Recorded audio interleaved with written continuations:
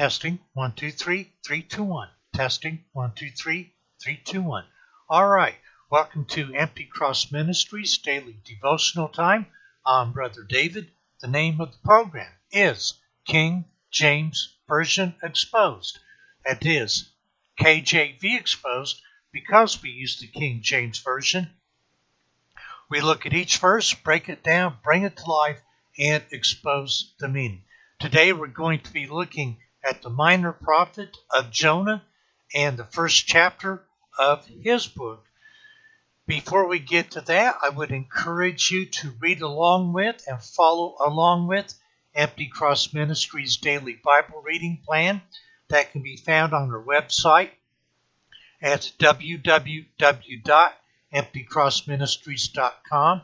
If you go to the website, there's a little square with the 3 or 4 horizontal lines in the right-hand corner of the screen.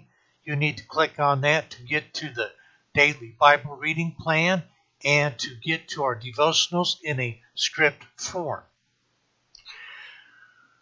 Let's open up here with a word of prayer before we get to Jonah chapter 1. Let us pray. Heavenly Father, we thank you for this day. We thank you for the rest that you gave us during the night. We ask that it provide the energy that we need to meet the challenges of the day.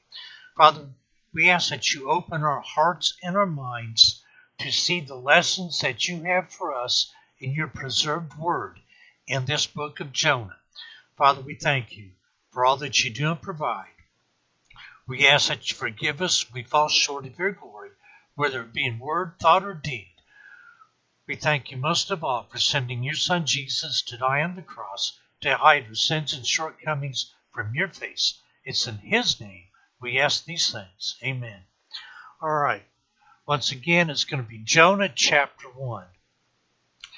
The book of Jonah is not prophecy as the books we have been studying. This is an account of Jonah's call to minister at Nineveh and his reaction to that call. He really did not want to answer God's call to minister in Nineveh. We find that God has ways of getting him to answer his call. Jonah was from Galilee. He ministered during the reign of Jeroboam II. The name Jonah means dove. The lesson we can learn from this is the danger that lies ahead for us when we do not do the will of God for our lives. We can also receive the message in God's sight. All men are worth saving, not just the ones we choose. Not just the ones we choose. Jesus said it best in the following scripture, Mark chapter 16, verse 15. And he said unto them, Go ye into all the world and preach the gospel to every creature. Jonah chapter 1, verse 1 reads, Now the word of the Lord came to Jonah, the son of Amittai, saying, Jonah, the son of Amittai. Nothing further is known of the prophet's identity except the reference made to him in 2 Kings chapter 14, verse 25. Once again, Jonah means dove. The son of Amittai means truth. Amittai, Jonah's father's name of Amittai, means truthful or loyal. Many believe the account of Jonah was not an actual happening, but Jesus mentions it in the New Testament and verifies it. Amittai was of the tribe of Zebulun. Jonah chapter 1 verse 2 reads, Arise, go to Nineveh, that great city, and cry against it, for their wickedness is come up before me. Arise, go to Nineveh. While other prophets prophesied against Gentile nations, this is the only case of a prophet actually being sent to a foreign nation to deliver God's message against them. This was for the salvation of that city and for the shame and jealousy of Israel, as well as a rebuke to the reluctance of the Jews to bring Gentiles to the true God. An ancient capital city of the Assyrian Empire founded by Nimrod. Look at Genesis chapter 10, verses 8 through 10. Several centuries before, let me go back a second here. An ancient capital city of the Assyrian Empire founded by Nimrod several centuries before Jonah's ministry. Look at Jonah chapter 3, verses 5 through 10. Several centuries before Jonah's preaching mission to the city, Nineveh became one of the royal residences of Assyrian kings. Sennacherib, who ruled from 705 to 681 BC, made it the capital of the Assyrian Empire to offset the rival capital of Dur-Shakharan, or Koreshbad, built by his father Sargon II, who ruled from 722 to 705 BC. He greatly beautified and adorned Nineveh. The splendid temples, palaces, and fortifications made it the chief city of the empire. Look at 2 Kings chapter 19, verse 36. In Sennacherib's day, the wall around Nineveh was 40 to 50 feet high and extended 2.5 miles along the Tigris River and for 8 miles around the inner city.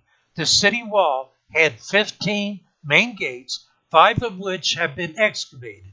Each of the gates was guarded by stone statues of bulls. Sennacherib created parks, a botanical garden, a zoo, both inside and outside the walls. Despite its magnificent splendor, it fell to a coalition of Chaldeans, Medes, and others in 612 BC, in accordance with the prophecies of several Old Testament prophets. Look at Nahum chapter 2, verse 10 and verse 13, Zephaniah chapter 2, verses 13 through 15.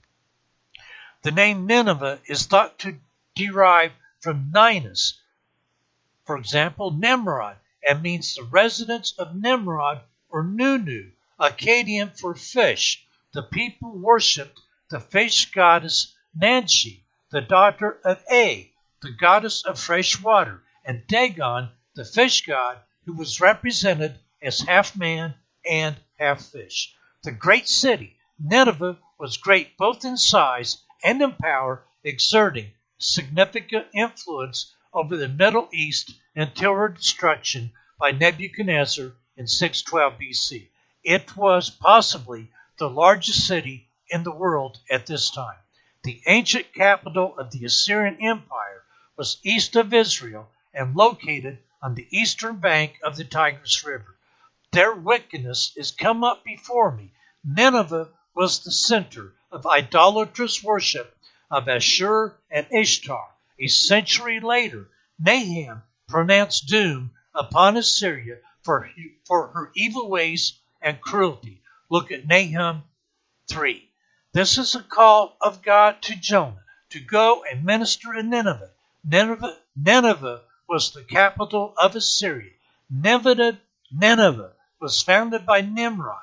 It is believed the city had well over 600,000 people living there, so it was a large city. This city was not part of the family of Jacob and was thought of as a Gentile city. Even though they are not from the family of Jacob, God is aware of the evil going on there. This shows us that all the earth actually belongs to God. He is interested in Gentile people, the same as he is the Hebrews. Jonah was to cry against the evil going on in the city. Excuse me. Jonah chapter 1 verse 3 reads, But Jonah rose up to flee unto Tarshish from the presence of the Lord and went down to Joppa.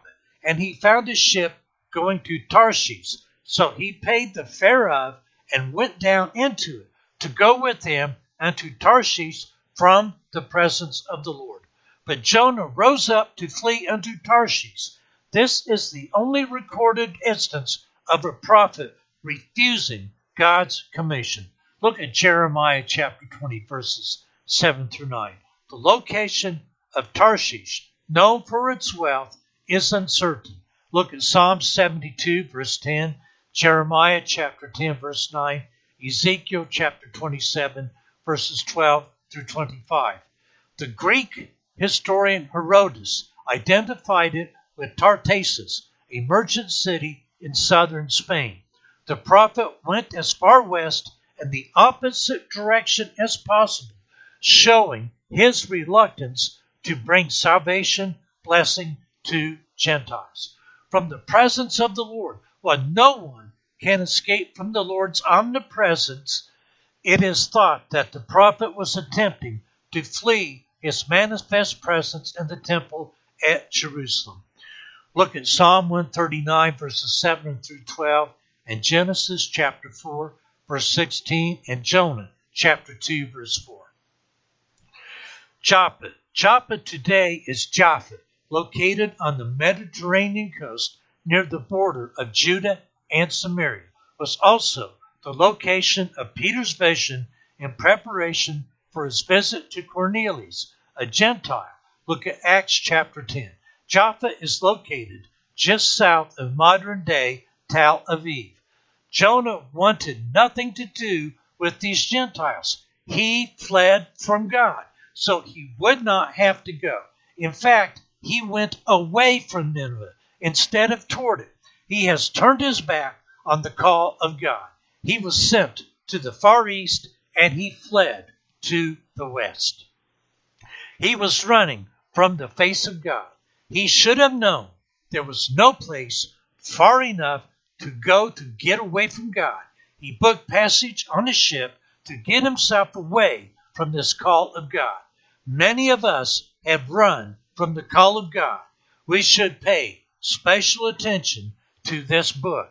Jonah chapter 1, verse 4 reads, "But the Lord sent out a great wind into the sea, and there was a mighty tempest in the sea, so that the ship was like to be broken." A great wind. This is not an ordinary storm, but an extreme one set hurled from God. Sailors accustomed to storms were afraid of this one, a fear which served God's purpose. Look at verse 5 and Psalm 104, verse 4. God is in control of the wind and the sea. He controls all natural elements of the earth. God causes the wind to come up so strong that the ship is about to break up and sink. Jonah chapter 1, verse 5 reads, "Then the mariners were afraid and cried every man unto his God, and cast forth the wares that were in the ship into the sea, to lighten it of them. But Jonah was gone down into the sides of the ship, and he lay and was fast asleep. Then the mariners were afraid, perceiving that the storm was not ordinary, but a supernatural one, and that the ship and all in it were in extreme danger, and no probability of being saved. This shows that the storm must be very violent to frighten such men who were used to the sea and to storms, and were naturally bold and intrepid, and cried every man to his God to help them and save them out of their distress. In the ship, it seems, were men of different nations and who worshipped different gods. It was a notion of the Jews, and which Tarshish mentions as his own, that there were men of the 70 nations of the earth in it, and as each of them had a different god, they separately called upon them, and cast forth the wares that were in the ship into the sea to lighten it of them. Or the wares, a word the Hebrews used for all sorts of goods, utensils, etc. It includes, with others, their military weapons they had to defend themselves, and their provisions, the ship's stores or goods it was loaded with. But Jonah was gone down into the sides of the ship, into one of its sides, into a cabin there, the lowest side as the targum, and he lay and was fast asleep. It may seem strange he should, when the wind was so strong and boisterous, the sea roaring, the waves beating, the ship rolling about, the mariners hurrying from place to place and calling to each other to do their duty, and the passengers crying.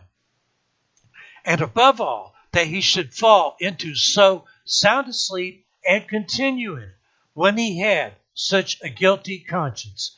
This shows that he was asleep in a spiritual as well in a corporeal sense. These mariners were used to storms on the sea. This had to be an unusually bad storm to cause them to fear for their lives. They threw out the cargo and began to pray to their gods. Here gods are plural because they were of different cultures and they worshiped the gods of their country. They did not know the true God. Jonah had slipped to the bottom of the ship and was sound asleep. He was exhausted from running from God and slept very deeply. He felt as if he had safely gotten away from the call of God. Jonah chapter 1 verse 6 reads, So the shipmaster came to him and said unto him, What meanest thou, O sleeper? Arise, call upon thy God. If so be that God will think upon us that we perish not. Excuse me, I need to get a drink here. The shipmaster, either the captain or the pilot, Arise, call upon thy God. He supposed that Jonah had his God as well as they had theirs, and that as the danger was imminent, every man should use the influence he had, as they were all equally involved in it. Everyone was praying but Jonah, and the ship was in so much danger of sinking that the shipmaster woke Jonah to help pray. It is interesting that even though these people did not know the true God, they were aware that this was a judgment of God. Jonah chapter 1 verse 7. And it reads, And they came and they said, Every one to his fellow, Come, let us cast lots, that we may know for whose cause this evil is upon us. So they cast lots, and the lot fell upon Jonah. Cast lots. This is the last resort to ascertain whose guilt has caused such divine anger. God could reveal his way by controlling the lots, which he did. This method of discernment by casting lots, the exact procedure of which is not known, was not forbidden in Israel. Look in Proverbs chapter 16 verse 33, Joshua chapter 7 verse 14, Joshua chapter 15 verse 1, 1 Samuel chapter 14 verses 36 through 45, and Acts chapter 1 verse 26.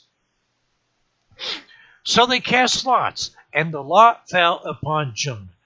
Through the overruling providence and disposing hand of God, which attended this affair, for not to inquire whether the use of the lot was lawful or not, or whether performed in that serious and solemn manner as it should be, if used at all. It pleased God to interfere in this matter, to direct it to fall on Jonah, with whom he had a particular concern, being a prophet of his, and having disobeyed his will. Look at Proverbs chapter 16, verse 33. The Syriac version renders it, The lot of Jonah came up.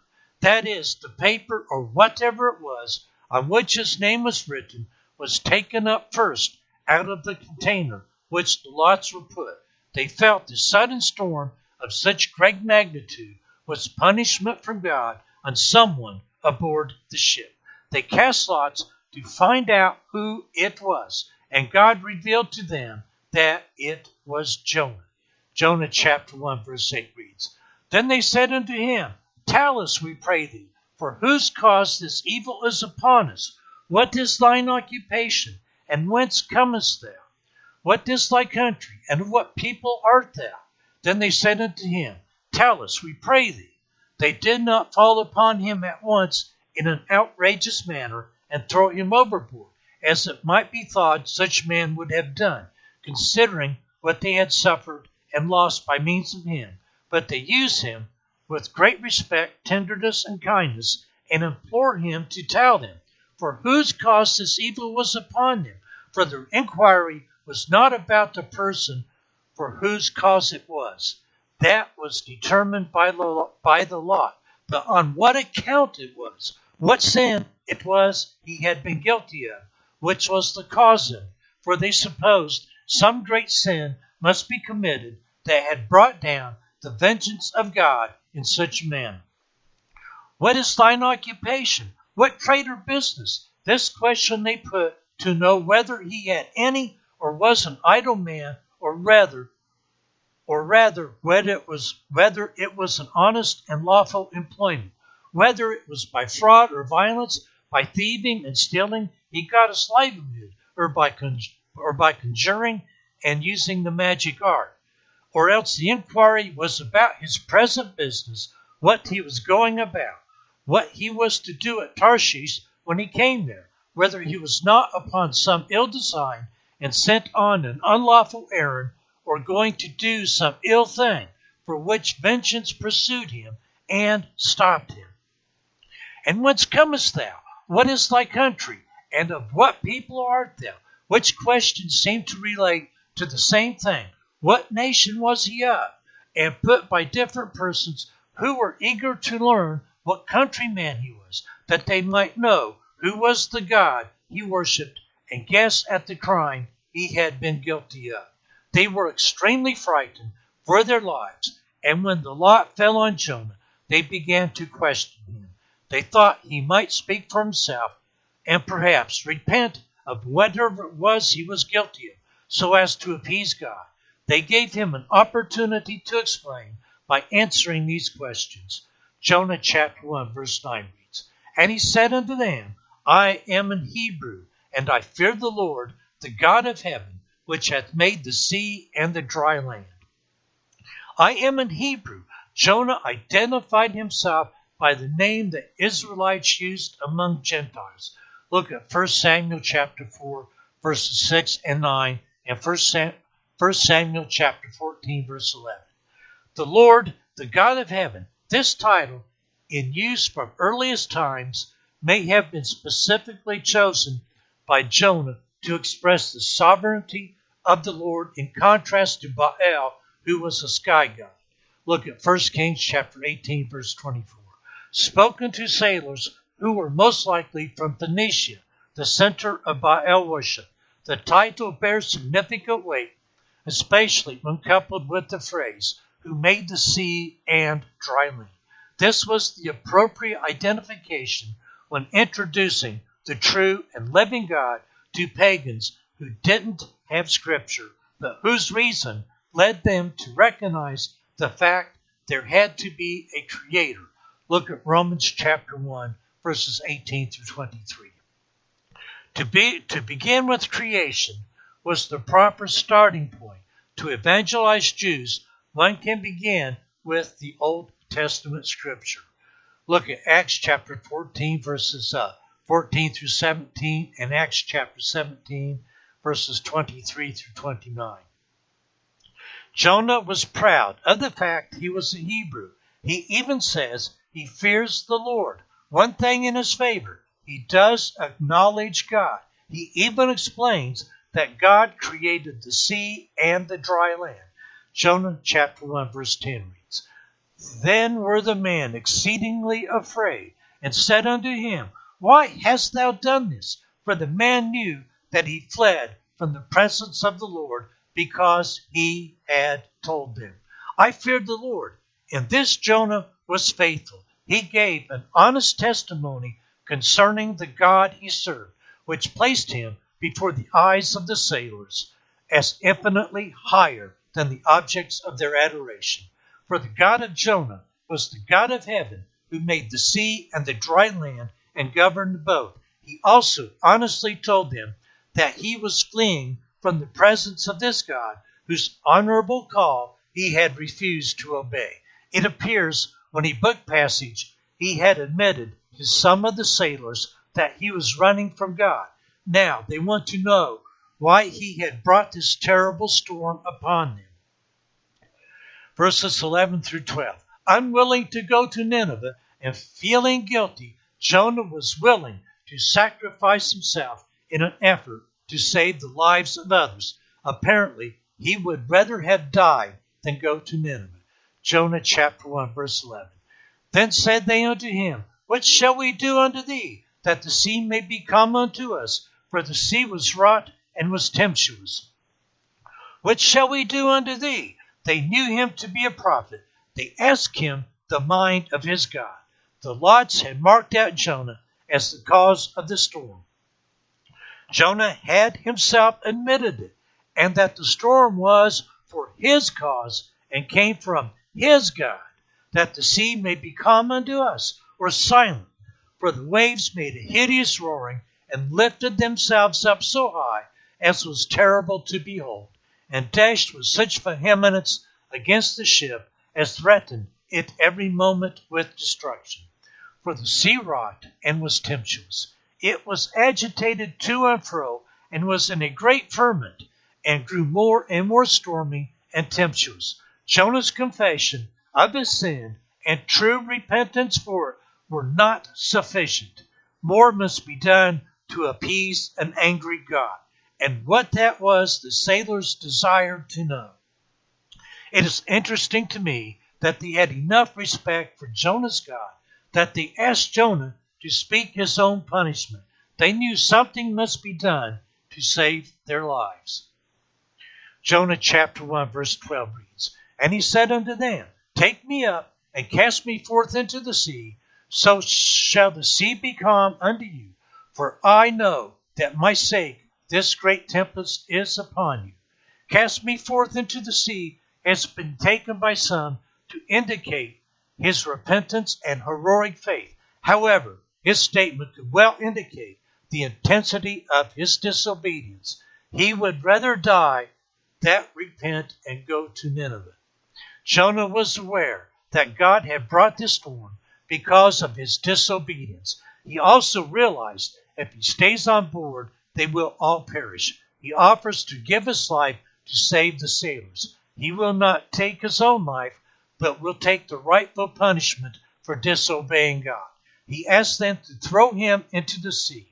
Verses 13 and 14. Heathen sailors had more concern for one man than Jonah had for tens of thousands in Nineveh. The storm, Jonah's words, and the lots all indicated to the sailors that the Lord was involved. Thus they offered sacrifices to him and made vows, indicating Jonah had told them more about God than is recorded here. Jonah chapter 1 verse 13 reads, Nevertheless, the man rowed hard to bring it to the land, but they could not, for the sea wrought and was tempestuous against them. Nevertheless, the man rowed hard to bring it to the land, but they could not. Or they digged, that is, in the waters of the sea with their oars, not by casting anchor as at Bedana. They used all their skill and exerted all their strength. They labored with all their might and main as a man digs in a pit. They rowed against wind and tide. God, his purposes and providence were against them, and it was not possible for them to make land and get the ship ashore, which they were desirous of, to save the life of Jonah as well as their own. For seeing him penitent, they had compassion on him, his character and profession as a prophet, the gravity of the man, the sedateness of his countenance, his openness of mind, and his willingness to die, wrought greatly upon the men, that they would gladly have saved him if they could, and perhaps, being heathens and not knowing thoroughly the nature of his offense, might think he did not deserve to die. But all their endeavors to save him were to no purpose. For the sea wrought and was tempestuous against them. It grew more and more so. The storm beat right against them and drove them back faster than they came, so that it was impossible to stand against it. Simply, they tried to save Jonah, but they could not. They rowed as hard as they could, but the wind God had sent was stronger, and they could do nothing. Jonah chapter 1 verse 14 reads, Wherefore they cried unto the Lord and said, We beseech thee, O Lord, we beseech thee, let us not perish for this man's life, and lay not upon us innocent blood. For thou, O Lord, hast done as it pleased thee. Wherefore they cried unto the Lord, not unto their gods, but unto the true Jehovah, the God of Jonah and of the Hebrews, whom they now, by this providence and Jonah's discourse, had some convictions and knowledge of as the true God, and therefore direct their prayer to him before they cast the prophet into the sea, and said, We beseech thee, O Lord, we beseech thee, which repetition shows the ardent vehemence and earnestness of their minds in prayer.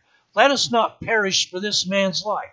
They were in the utmost perplexity of mind, not knowing well what to do. They saw they must perish by the storm if they saved his life, and they were afraid they should perish if they took it away, and which yet they were obliged to do, and therefore had no other way left but to pray to the Lord that they might not perish for it, or be reckoned as their crime, and imputed to them as follows. And lay not upon us innocent blood, for so it was to them. He had done no hurt to them, since he had been with them, except in being the cause of the storm, whereby they had suffered the loss of their goods, however, had not been guilty of anything worthy of death, as they could observe. As for his offense against God, they were not sufficient judges of, and must leave it with him. The light of nature teaches man to be tender of the lives of fellow creatures, and to avoid shedding innocent blood. For thou, O Lord, hast done as it pleased thee. It appeared to them to be the will of God that he should be cast into the sea, that from the storm that was raised on his account, from the determination of the law, from the confession of Jonah, and his declaration of the will of God in this manner. As a prophet of his, they did not pretend to account for it. It was a secret to them why it should be, but it was no other than what he would have done, and therefore they hoped no blame would be laid upon them.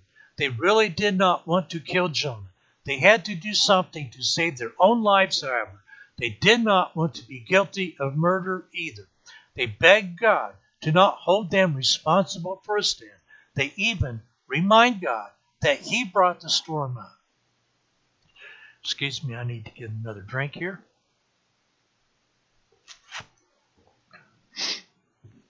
Jonah chapter 1 verse 15 reads, So they took up Jonah and cast him forth into the sea, and the sea ceased from her raging.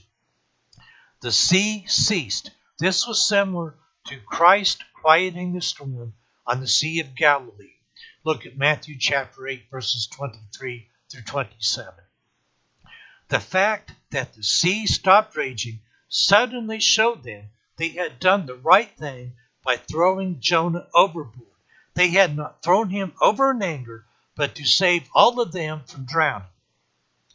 The suddenness is like the sea ceasing to roar when Jesus spoke and told the sea to be still. God controls the sea and the wind. Jonah chapter 1 verse 16 reads, Then the men feared the Lord exceedingly, and offered a sacrifice unto the Lord, and made vows. The man feared the Lord exceedingly. This was not a natural fear as before, but a religious one, and not a servile fear or a fear of punishment, but a reverential, godly fear. For they feared him not only because they saw his power in raising and stilling the tempest, but his goodness to them in saving them. And offered a sacrifice unto the Lord, a spiritual sacrifice, the sacrifice of praise and thanksgiving for a safe deliverance from the storm. For other sorts of sacrifice they seemed not to have materials for, since they had thrown overboard what they had in the ship to lighten it, unless there might be anything left fit for this purpose. Rather, it is to be understood as a ceremonial sacrifice. And offered a sacrifice unto the Lord, and made vows. They vowed that they would offer a sacrifice when they arrived in their own country, or should return to Judea and come to Jerusalem.